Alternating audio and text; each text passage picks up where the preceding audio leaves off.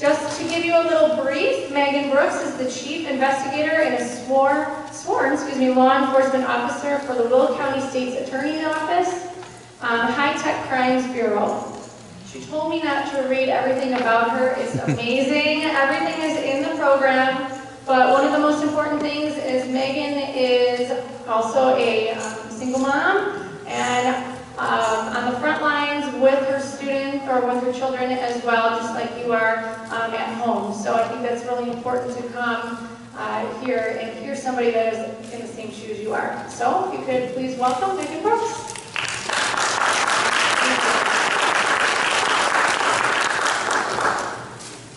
Okay, thank you for having me. And so just a few things. I'm not here to tell you how to parent. I don't like people telling me how to parent, so I just want to get that. If you feel like I am, I'm not.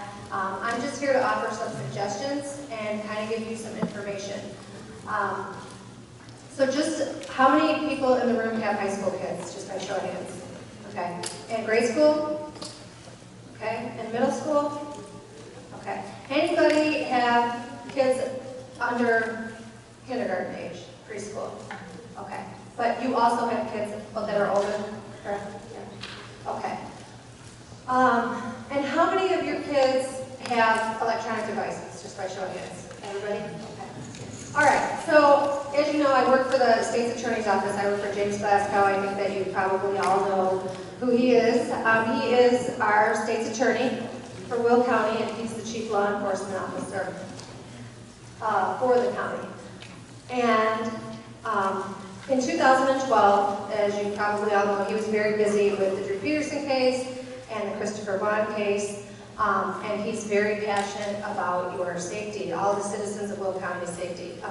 So, as he was trying to protect the lives of Will County in 2012, he also was very concerned about children and online predators. And so what he did is he decided to develop the Internet Crime Against Children unit, the High Tech Crime Unit for Will County. And what he wanted us to do is he wanted us to go out and actively pursue predators who are online, trying to get to our children. And he wanted to take all of that information that we learn from these predators that we investigate and push it back out to the community. And why would we want to do that? Because there's no way that we can, as parents, and we can as educators, and as law enforcement, stand over our children 24/7. I mean, there's no way that we can do that. So if we take the information that we learn and we give it to you, and we give it to your children by we do talks with kids too, then we are all equipped to deal with these predators online, because they are pretty tricky and they're pretty smart, and you'll hear about that later. Okay, so in addition to myself, I'm the investigator. We have a forensic examiner who goes out on search warrants with us. His name is Dan Simonson, and the other member of our unit and the newest member is Cash. He's an electronic sniffing dog. We've only had him for a year. We got Cash in October of last year, and he is the only dog in Illinois that sniffs out electronics. And so we're pretty proud to have him in Will County. And how we found out about him was, does everybody remember Jared Fogle from Subway? He got arrested for child pornography.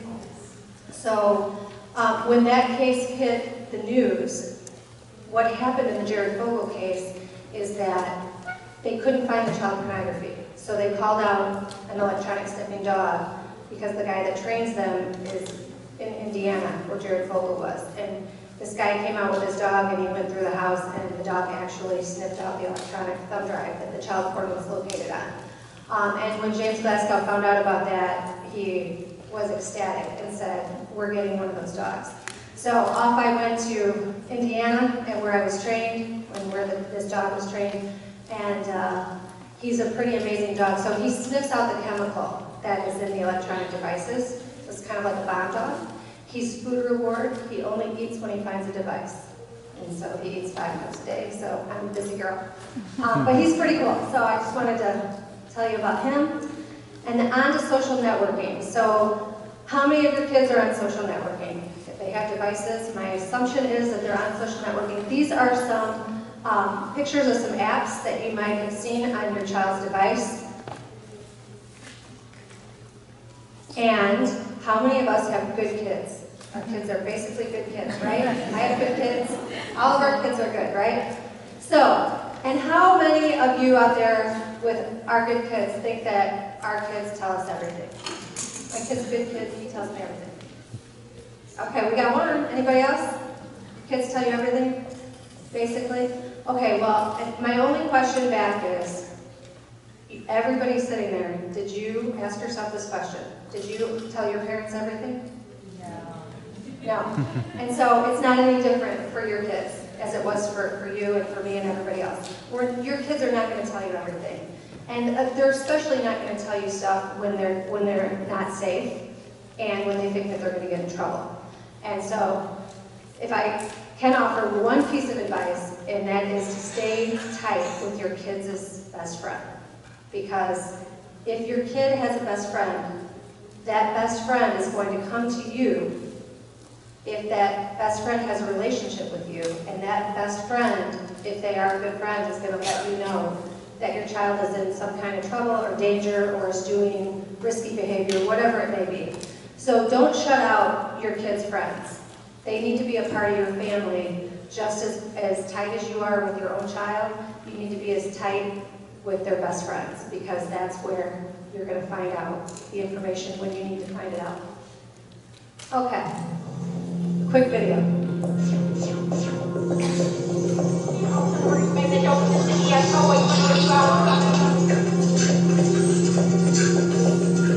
The teenage brain. A mystery that has confounded parents for generations. Everyone wants to know what exactly is going on in those heads. Researcher Yolda Woods had the same question, but fast forward to 2014 and she's using social media to try to tap into what they're thinking. I want you to write down on your boards what is an important value to you for your future. She went one-on-one with teenagers in Los Angeles, trying to unlock that mystery. What's important to them? What are their priorities? What do they want? Turn over your board and show us what it is.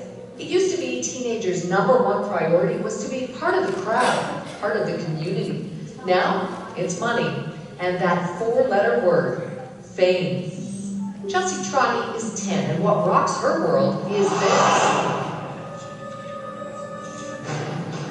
Making small films and waiting for the likes from her social media friends.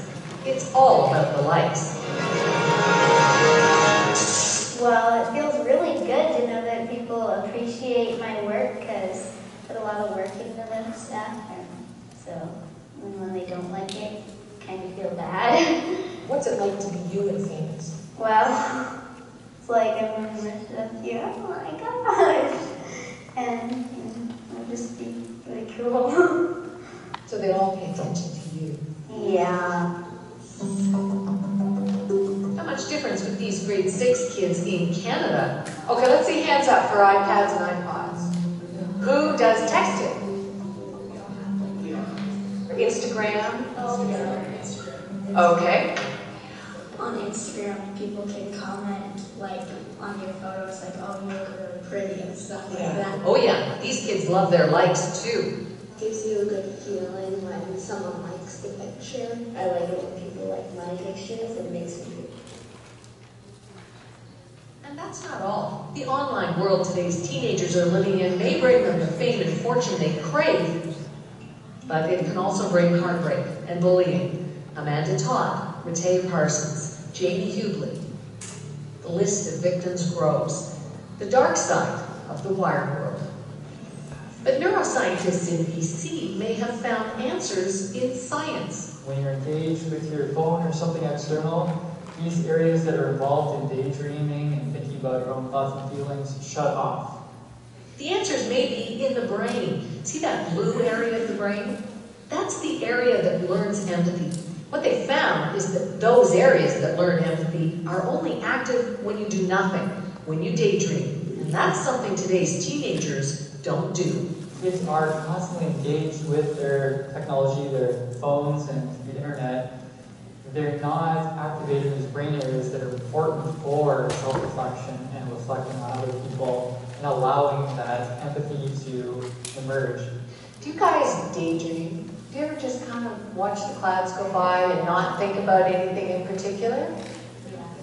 How much time do you think you spend doing that, daydreaming? Like 30 seconds a day. I'm so busy most of the time with sports and organized activities that I'm always on the go. I don't have a lot of time. And if no daydreaming means no empathy, we could be developing a generation that cares less about other people. You're online and bullying. You don't get these cues that tell you, I need to inhibit this behavior that's having such a negative impact on another person. And therefore it makes it very easy for bullying to continue. But what worries parents and experts alike is how these fundamental changes to the way teenagers' brains are wired is going to change the way they live in their wired world. Pauline Dakin, CBC News, Los Angeles.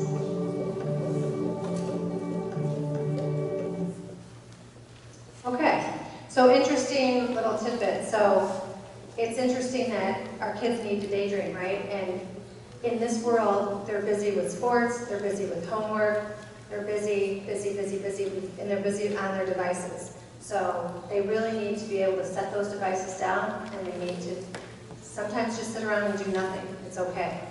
Okay, so homework for parents. So how many of you in the room, when your kid gets home from school, you ask them if their homework's done? Got your homework done? How many spot check it? Okay, so most of us, right? At least we ask them if their homework's done. So the question is, all of us do that. We all ask our kids, and how much time do we think, how many of you think that your kids spend more time on homework or on their phone? How many homework? More time on their homework? How many think more time on their devices? Right. Okay, so you are correct. Most kids spend more time on their devices than they do on their schoolwork. Which brings us, and this is kind of pictures that I snapped, I got these off Google, but this is kind of what our kids look like. I go to pick up my child at school, and all the kids are up against the wall, and they have their devices. So the question for the parents, and I asked myself this question, and I decided to do it. I've got a 7th grader and I've got a sophomore. My sophomore is not on social media, but my 7th grader is a female, and she's, social butterfly. So how many of us, if we're asking our kids if they're done with their homework, do we sit down and we ask our kids, hey, show me how this app works? Because I can give you guys handouts on the newest apps, but maybe the app that your child is on isn't on that handout. And maybe tomorrow there's going to be a new app that isn't on that handout. So the best way to find out what your child is doing is to sit down with them like you would sit down and help them with their homework and flip the script on them and have them show you how that works. Not in a disciplinary fashion, like you're going to show me, but hey, I really am interested in how this app works, and I need you to show me how to do it. It worked so well for me. It was a confidence builder with my daughter. She was really happy that she knew something that I didn't. And it was a bonding time for us because she got to show me how Snapchat works. And then while she was showing me how Snapchat works, guess what else I was able to see? Everything that was going on Snapchat. So, and that was an eye-opener for me. Some of the kids that I thought were really good kids were actually Eddie Hassels, You see the language, and you see how different kids are on Snapchat than they are in real life. And I learned about Snapchat. And every kid is different, and boys might be on different apps than girls, and vice versa. There's another app that's called Roblox. I don't know anything about it, but I know kids are on it. And so my advice to you is to figure out what apps your kids are using and sit them down and have them teach you how they're being used.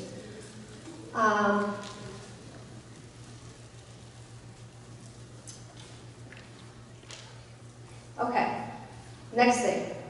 How many of your kids go to bed with their devices because they use it as an alarm clock? That's their excuse, right? I gotta have my phone because I gotta use it for an alarm clock. Well, what we did at one school, was we asked, you can buy an alarm clock for $5 at Five Below. And so we asked the parents to do a challenge, and the kids too. Hey, let's do this challenge. And I did it with my child, and she said that she would only do it if I bought this charger right here, because it was really cool. So I said, that's fine. It was 38 bucks. I bought it on Amazon. And so what we do is we have a family charger now, and we charge all the phones in my room.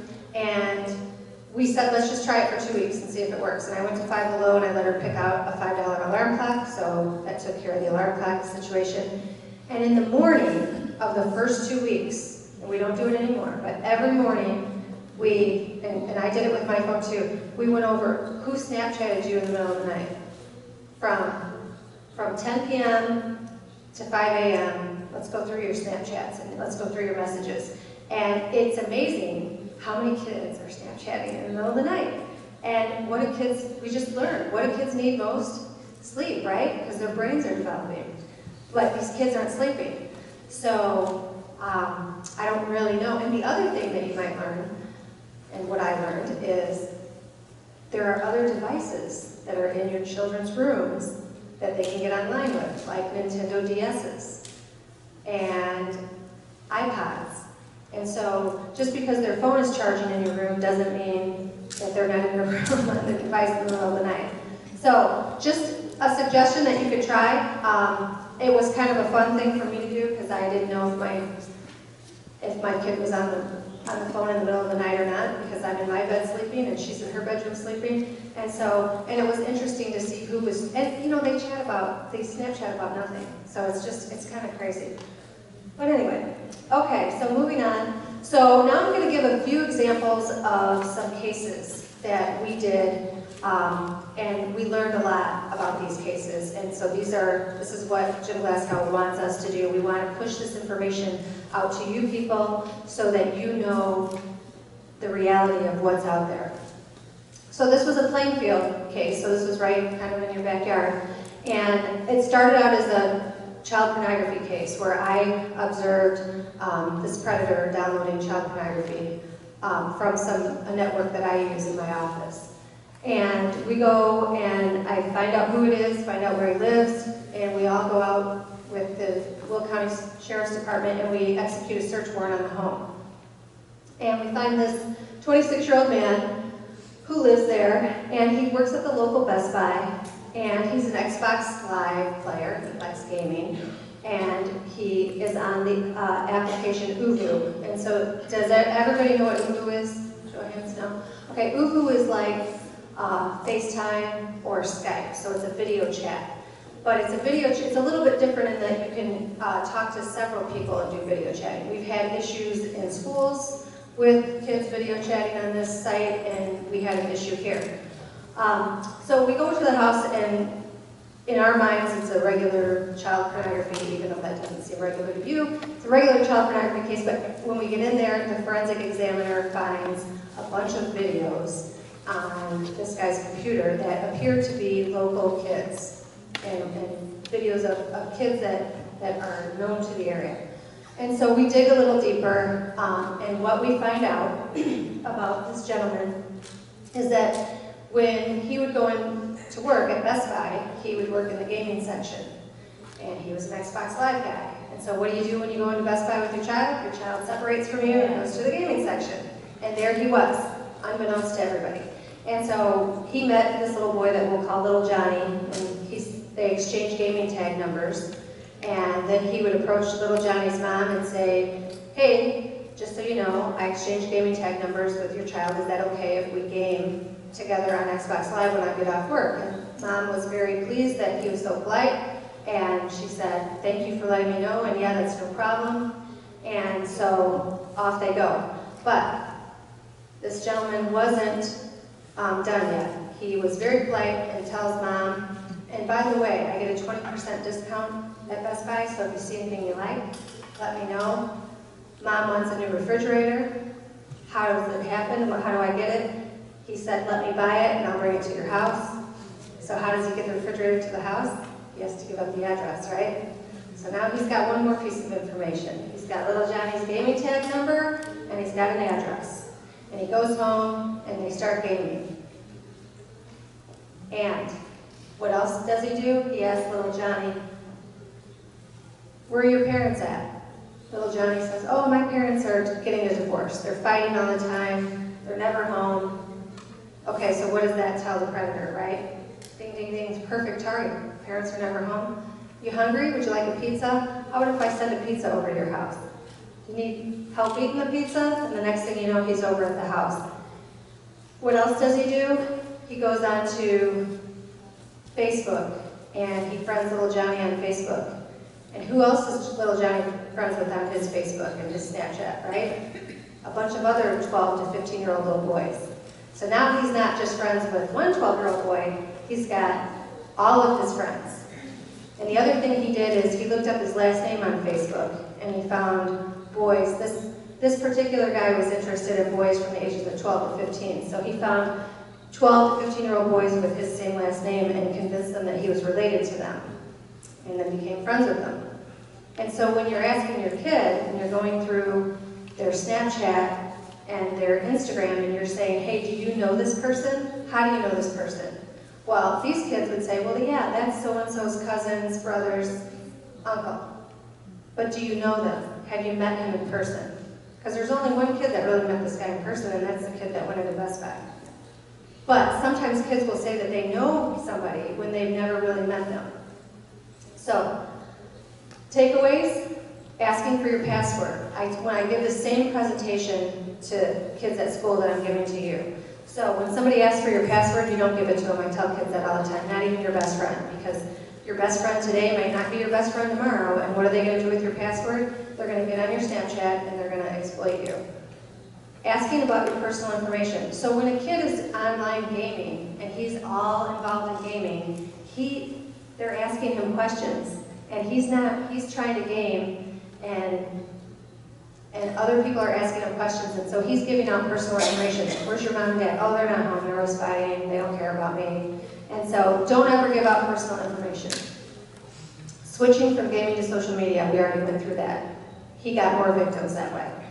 And asking for pics. So some kids know this, some kids don't, depends on the age, but a pic has a double meaning. So if somebody that you've never met is asking you for a pic online, that usually means they're asking you for an inappropriate picture or a nude. Other words that I just learned last week, teenagers are calling these pictures trades.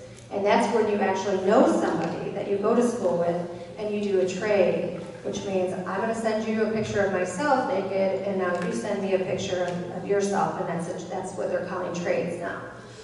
So times are changing, and asking to send gifts. That's pizza. He would send Best Buy gift cards to both parents and the child. So those are all red flags. Doesn't always mean that something bad's going on, but I try and tell kids that these red flags should be going off in your head if you're gaming and you're on social media and these things are happening. Okay, another case that we did, Lockport, 2014. This was a freshman in high school. We were just at this kid's school 2 weeks prior to this case breaking. He's on a social media app and he's talking to who he thinks is this hot chick. And he thinks she's pretty hot. He likes her. She asks him to switch over to social media. Do you have Kik? He says yes. She sends him 2 nude images of herself. He thinks that's pretty cool. She comes back with the you owe me one pic. He obviously knows what she's talking about because he just got 2 nude pictures of her, and he sends her 1 nude image. And then his nightmare begins. And how that happens is she tells him that she wants more nude pictures of him and a nude video. And at that point, his red flag goes off, and he goes and his heart sinks, and he realizes what's happening. And he goes and gets his mom and dad, and he's embarrassed, and his mom and dad call the Lockport Police Department, and then they call us, and we send off his bad guy's IP address. And this girl is actually this guy, a registered sex offender out of Michigan. So, just as easy as girls can be exploited, boys are exploited. Sometimes we find boys are exploited more so than girls anymore. But, you know, we were 1 picture too late, right? He sent that picture to this guy. This guy's now in prison, as well as the other guys in prison too. But it just goes to show that sometimes when we think we're talking to somebody that we know, it's not that person at all. And there are people out there who have really bad intentions.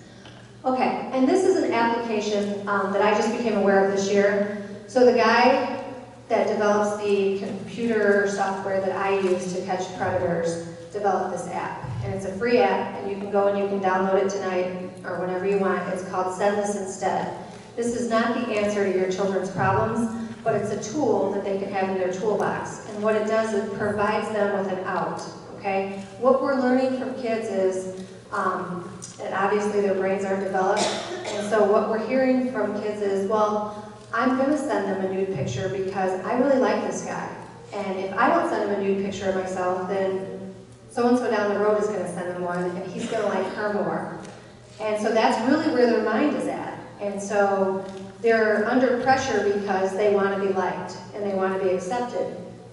So this is an app that is full of these memes with snarky no's, giving them a no in a humorous way, and maybe that guy will think you're funny and he'll still like you, and you can say no in a funny, snarky way instead of just saying no. So, like I said, it's an idea that this computer developer came up with, and he will also, you know, and I tell the kids when I give them this application that you can make up your own. After you look at all these and you're on a roll, you might be able to think of some funnier ways to say no. So, like I said, it's just a tool for your toolbox, and it'll help them. The other tool is that you can tell your children too. If somebody asks them to send a nude, you can always say, my mom and I go over my phone every night, and I can't because she can find my deleted pictures and she'll see it, and she knows she's got spyware on my phone. That's another out. So, going back to, I let kids know that the digital world shouldn't be any different than the real world. We wouldn't walk into Starbucks, get our latte, and turn around and sit down at a table full of people that we don't know and start talking to them about our personal life. And it shouldn't be any different in the digital world. I mean, it's just that simple. But it's so easy to do it because you're behind a screen and you think you're anonymous. Okay, how many athletes, how many people do we have here where their kids are in athletics? Okay.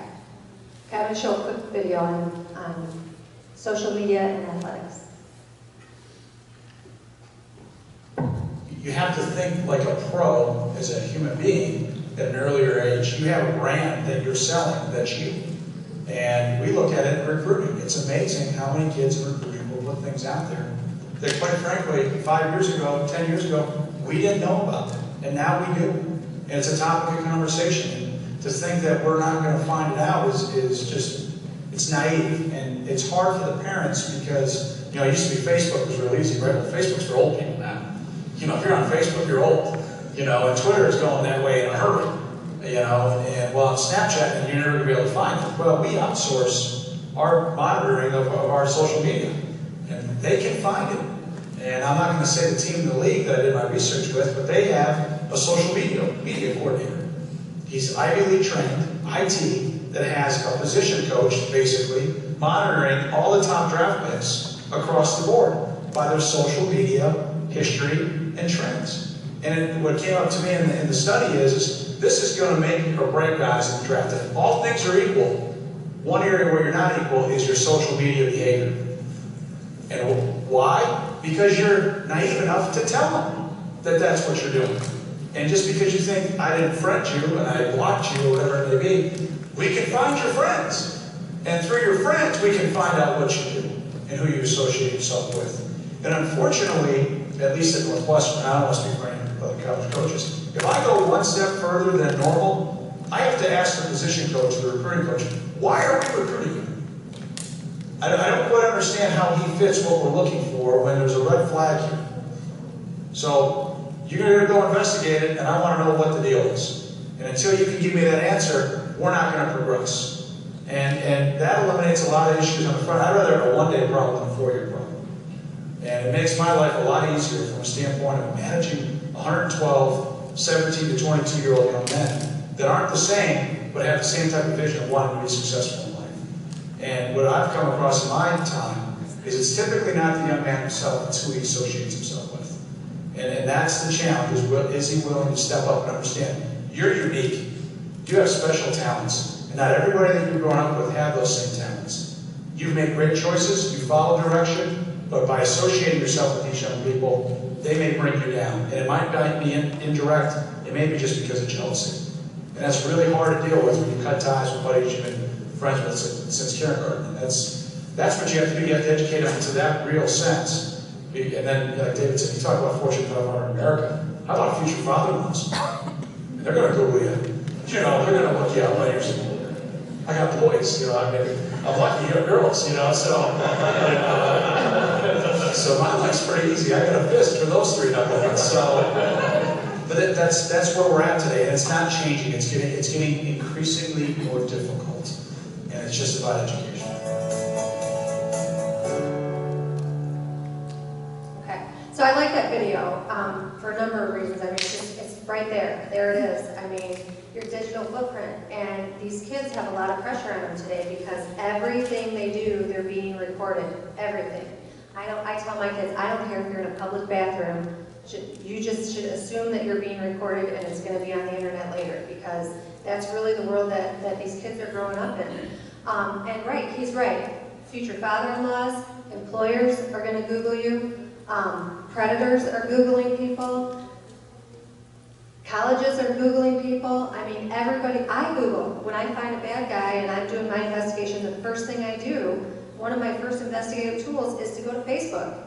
I'm Googling that guy, I want to know. And I find out more from Facebook about people than I do from any law enforcement tool that I have in my toolbox.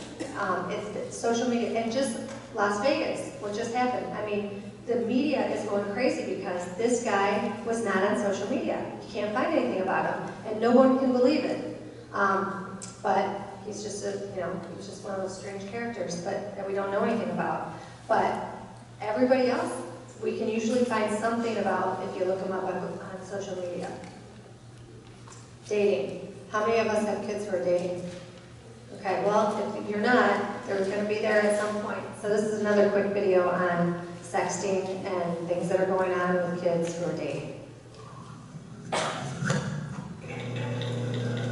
Everywhere you turn, people are on their cell phones, especially teens. But they're not just checking in and making plans, they are sexting, a term defined as sending and receiving sexually explicit messages and images. Sexting has become so common, Illinois teens have faced legal consequences.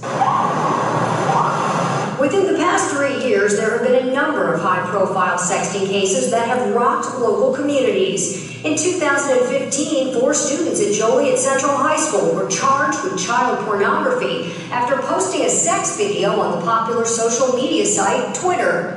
That same year at Ridgewood High School in Norridge, 4 teens were arrested after 2 female students shared nude photos of themselves with their male classmates, who distributed them to others. Most of the statistics that I've read when researching it indicate that 1 in 5 kids participates in some form of sexting, and that's a really shocking statistic. Mark Hagler, Clinical Director at Community Youth Network in North Suburban Grayslake, provides court-ordered counseling to teens involved in sexting incidents. They don't even realize that if they're capturing something, nudity, of themselves or somebody else, and that person's below 18, that now you've entered into child pornography range. While sexting can be a serious crime, Will County State's Attorney James Glasgow says first-time offenders appearing in juvenile court are typically charged with misdemeanors and ordered to seek counseling and court supervision. Those criminal laws that are on the books are going to stay, but we don't want to criminalize these juveniles who are experimenting on the internet and with their phones. Because if you're a registered sex offender for the rest of your life, you basically are done.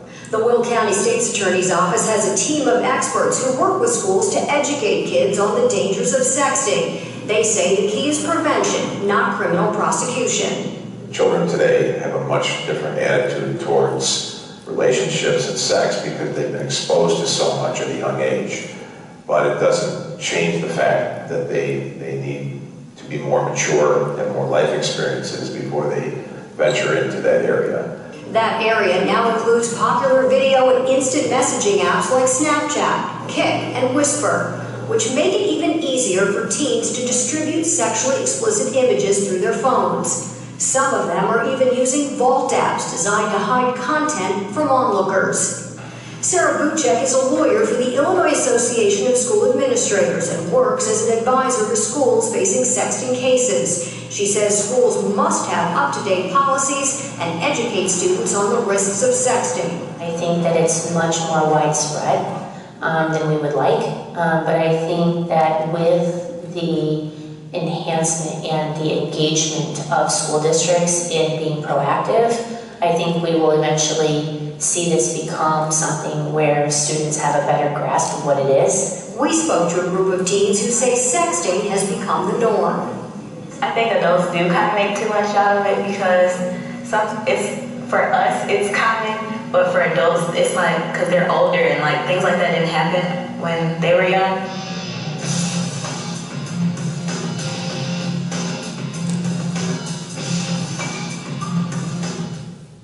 Okay, so the Vault app that she was talking about on that program.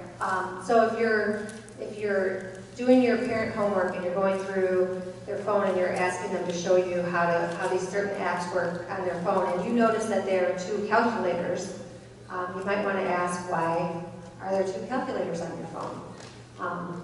And maybe one of those is a Vault app that they were just talking about. So usually those are hidden applications that looks like a calculator, or sometimes it looks like a camera, and then that's where these hidden pictures are. But I do want to say too, we used to, when we did these talks, we used to talk about spyware and connecting to the cloud and getting all your kids' text messages and their photos and everything else. And those are just like apps. They change all the time, and just like applications change. So you might buy spyware today, and tomorrow 7 more apps may come out, and your spyware isn't picking up those apps.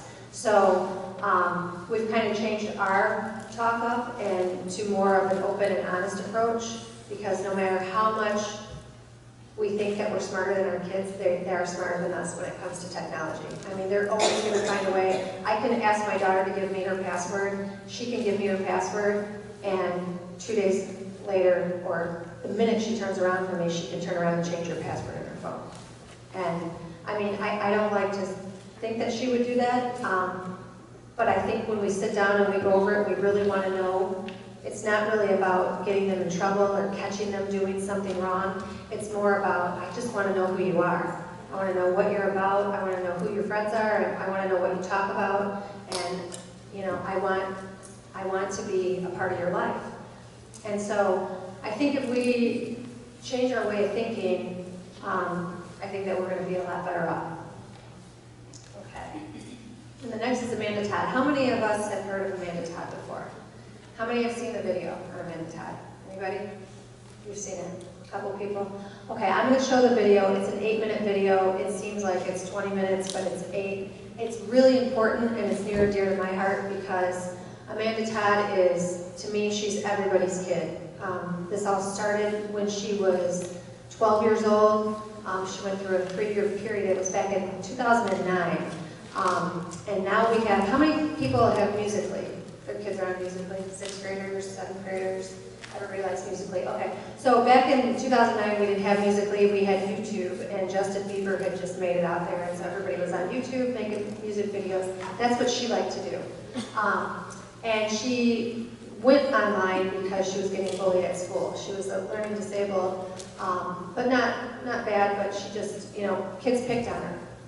So what she did was, 17 million people viewed her video. She made a YouTube video in 2012, and she talked about this bullying story, and it's her story, and the video went viral, and now she happens to be our poster child for cyberbullying, for internet predators, and everything else. So I'm going to show the video, and this video I showed kids too, when I walked to school.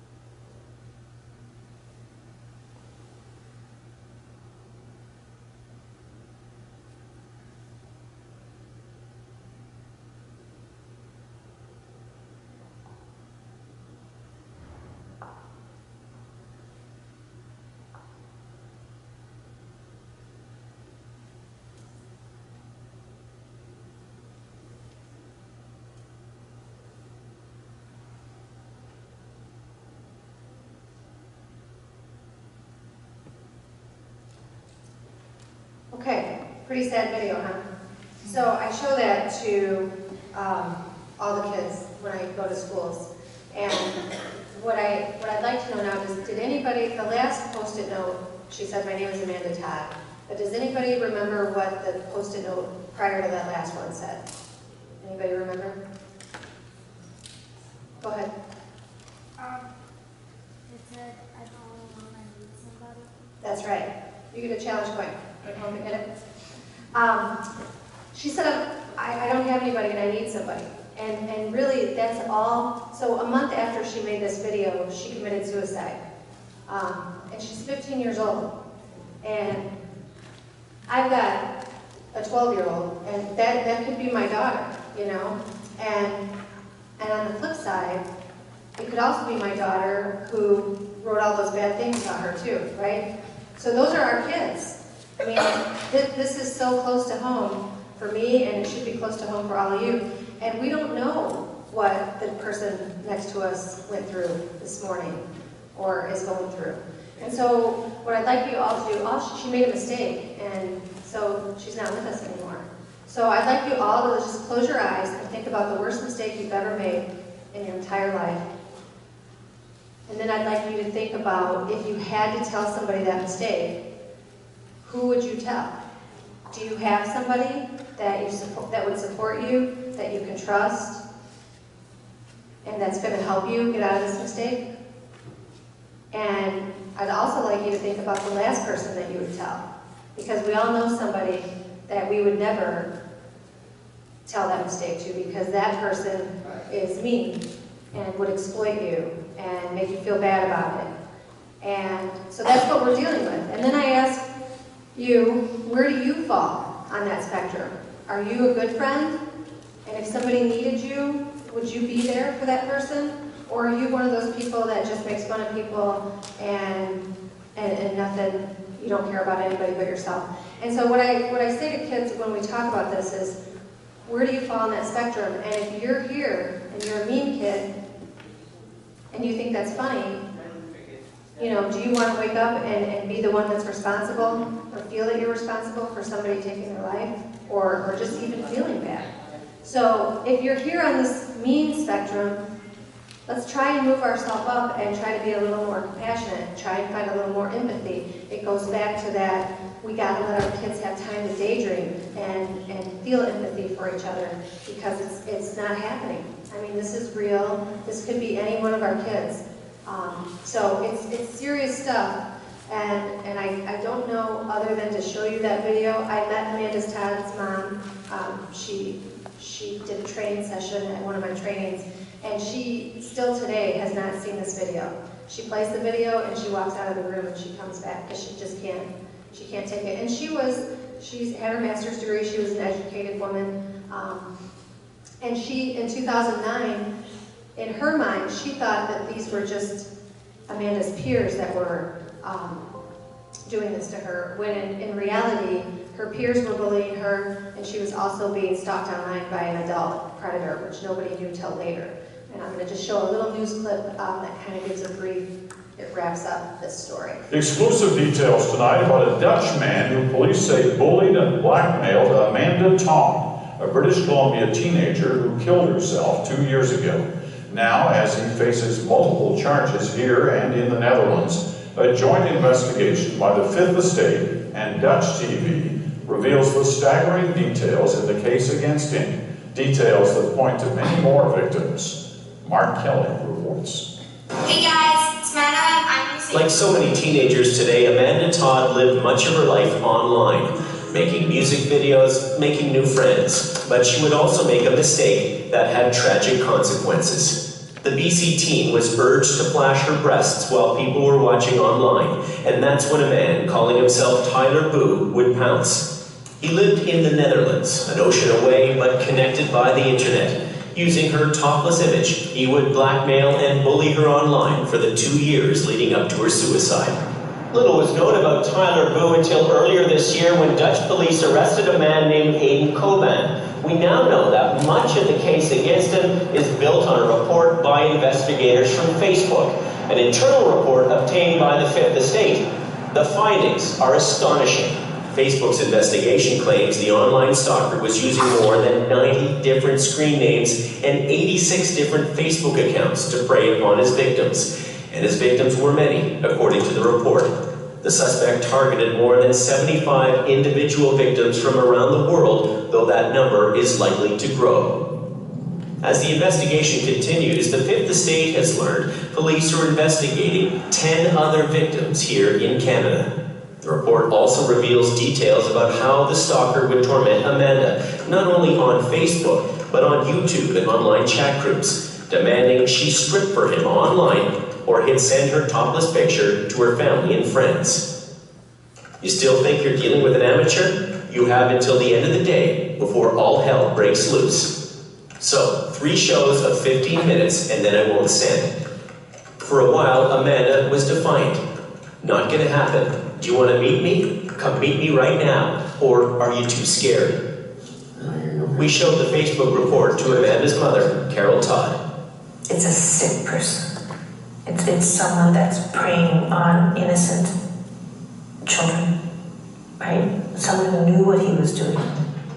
Koban's lawyer says his client is no internet predator. He's 36 years old, Turkish-Dutch citizen, a calm and decent person, as I know him. The charges against Koban include extortion, internet luring, and criminal harassment, though they only relate to 3 of his alleged victims. His trial is expected to begin next year. Mark Kelly, CBC News, Toronto. And Mark's full report, Stalking Amanda Todd, the Man in the Shadows, will air tomorrow on the Fifth Estate, 9 p.m. on CBC Television. That's 9:30 in Newfoundland. Okay, so the Fifth Estate is kind of like our 60 Minutes in Canada. And if you go on YouTube and you Google Amanda Todd, the Fifth Estate, there's a 40-minute documentary if you're interested. It kind of tells the whole story about her. We just don't have all that time for me to show it tonight. But I would like to just go over just a few things. So I already went over trades, I told you what that is, and Snapchat. I just want to briefly talk about Snapchat. So your kids may tell you Snapchat goes away after 5 seconds, but you know that, if you don't know, I'm telling you now that somebody can take a screenshot of their picture even though it fades out. And it used to be where you would get a message saying that person just took a screenshot. Doesn't really matter because the guy or the girl has the screenshot. And now there are applications that hide that message that gets sent to Snapchat. So you won't necessarily get a message back on Snapchat that says somebody just took a screenshot. So just know that anytime you put an inappropriate picture out there, somebody could potentially grab that picture and it's out there forever. The other thing about Snapchat is you want to make sure that your child has it in ghost mode. Snapchat just came out with a feature that if it's not in ghost mode, it has a GPS locator on it. So you can, whoever is following your child on Snapchat can actually, if they do not have it in ghost mode, they can see where your child is located at any time that they're on that application. And then if you're going over your phone with your child, ask them, how many likes did you get today? So we all know that that's what's important to them is likes. And find out who's liking their photos and who's liking their comments and make sure that they actually know those people in real life. But those are kids that they're going to school with and it's not somebody that they don't know. They're followers. Who's following you? And once again, do you know them? Do you know those people? Are they real people that you've met before? Are they your friends? If not, how do you know them? And last but not least, so the Musical.ly people or Facebook or YouTubers. So Musical.ly, we've had problems because what happens, how many people, their daughters are on Musical.ly? Okay, where do they make their Musical.ly videos? Usually. Bedroom, that's right. And so, right, why do they go in their bedroom to make their videos? Because they want to be in private, they're going to lip sync, they're going to make this video. But what they don't realize is what's on their bedroom wall when they're making their video, right? Sometimes they have certificates that may say Plainfield Grade School, home of the Tigers, and it has their name, you know, Chelsea Smith. So if I'm a predator, I'm going to not necessarily zoom in on Chelsea, I'm going to zoom in on that, and I'm going to find out, now I know where she goes to school, and I know her name. Even if her Musical.ly name is something different, they can find out a lot. Their t-shirts, they're wearing their school shirt. I can find out where you go to school, because you got your school shirt on. And if you go on Facebook, even us as adults, what can I find out about you? When I go on to Stop a Predator, after I find out who it is, sometimes I can find out where they work, because they have a shirt on that says Ford Motor Company or whatever. I can find out if they have pets in the house. Sometimes they're taking pictures inside their house at Christmas. I can kind of see the layout of the house. I can find out how many kids they have, find out if they're married, if they're single. I read their whole profile. So just go on your social media and find out if you didn't know yourself, what could you find out without ever talking to somebody, just by looking at their social media. It's kind of interesting little exercise. Trying to think if there's anything else. Thank you very much for coming out tonight. Just a few things to wrap up before we go. We will have this entire session on a podcast, so for your husbands or wives or friends that you want them to see this presentation, it will be on our website. Within the flyer here, we do have some information how to get some of the handouts that are also very valuable, both in English and Spanish, that talk about the websites and the applications and the social media. So you can either use your phone through the QR code or go to our website, plainfieldparentcommunitynetwork.org, to get some of that information.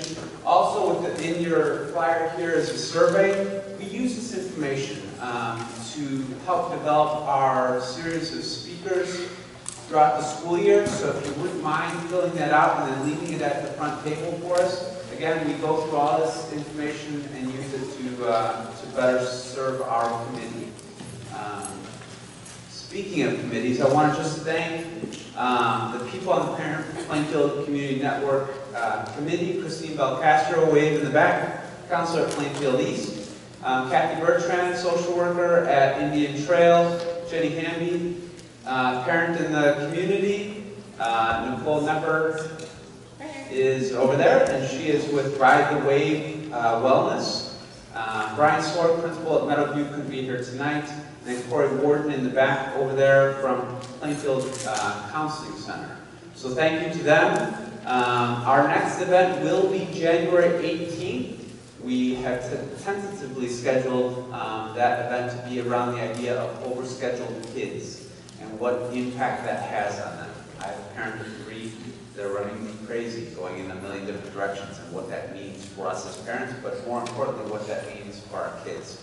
So please keep that date in mind, January 18th. And then the last remaining time is yours. We have vendors in the back that have come out to give us good information. Again, thank you for coming out tonight.